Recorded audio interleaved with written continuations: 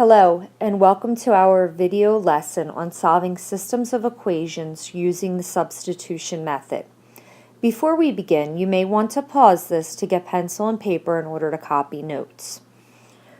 When you solve a system of equations, you are given two equations, and your goal is to find out the value for x and y that will work in both equations.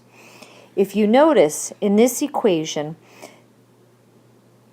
x has been isolated.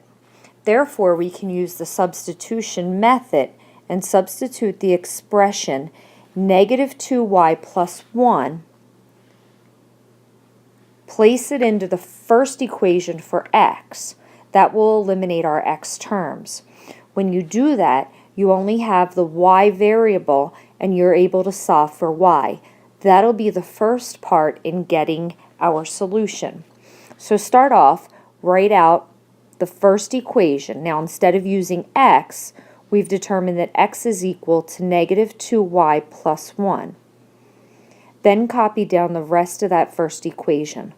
Plus 2y equals 11. Here we only have one variable, so we can isolate y, determine what its value is. Using the order of operations and inverse operations, we will be able to accomplish that. First, we want to use the distributive property, multiplying 3 to everything inside of the parentheses. 3 times negative 2y gives us a negative 6y. 3 times 1 gives us a positive 3.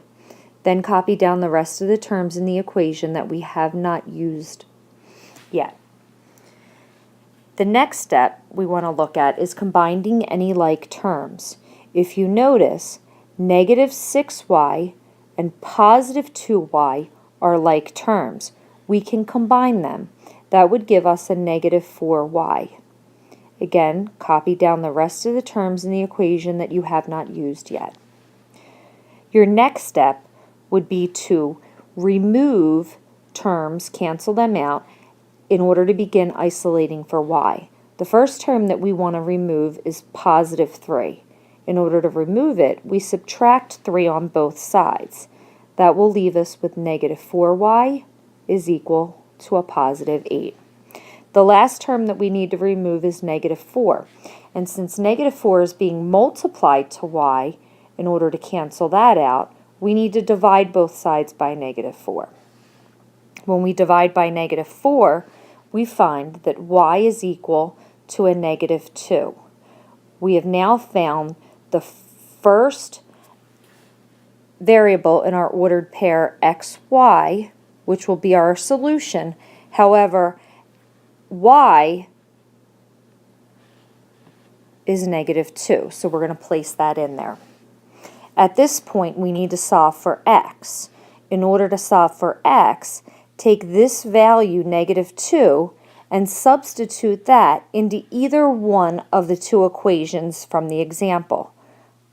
I'm going to choose the second. It doesn't matter.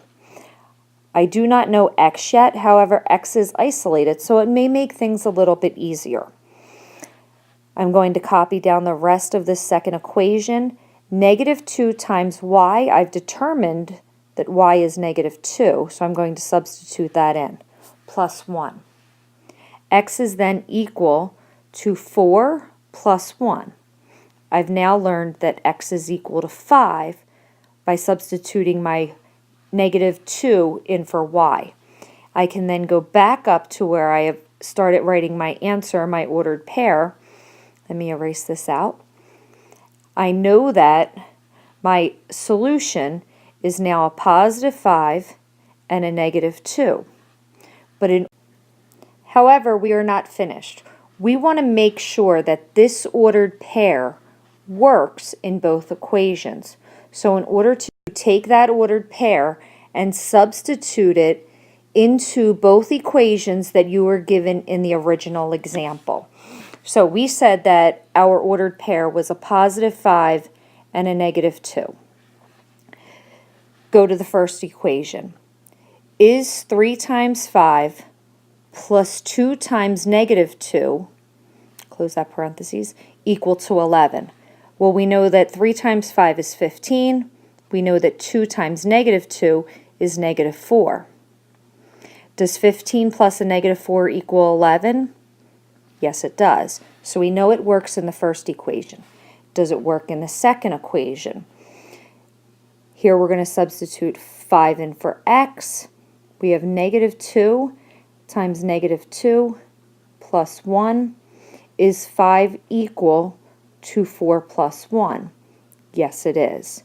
Therefore, we know that this ordered pair is the solution to that system of equations given in the original example.